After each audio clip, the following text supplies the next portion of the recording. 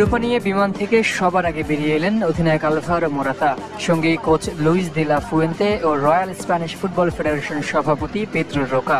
হাসি মুখে ক্যামেরাবন্দি দলের বাকি ফুটবলাররাও। মাদ্রিদ বিমানবন্দরে ফটো সেশনের পর চ্যাম্পিয়ন দলের গন্তব্য মনক্লোয়া প্যালেস। নিজ বাসভবনে ইউরোপ সেরা দলকে বরণ করে নেন দেশটির প্রধানমন্ত্রী পেদ্রো সানচেজ। এরপরই শুরু আসল উদযাপন। ঐতিহাসিক প্লাজা দে সিভিলেস চত্বর মুখে এগিয়ে চলে ফুটবলারদের বহন করা ছাদখোলা বাস। রাস্তার দুধারে পতাকা নেড়ে নেচে গিয়ে চ্যাম্পিয়নদের বরণ করে নেয় হাজারো মানুষ।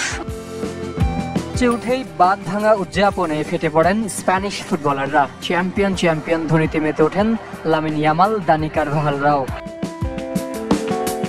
মাঠের বাইরেও দেশের সবাইকে ঐক্যবদ্ধ থাকার আহ্বান জানান কোচ দে লা ফুয়েন্তে। যুগ পর স্পেনের ইউরোপ সেরা হওয়ার উদযাপনের এখানেই শেষ নয়। দেশটির রাজপরিবারের কাছ থেকেও সংবর্ধনা পাওয়ার অপেক্ষায় লা রোহা ফিওরি।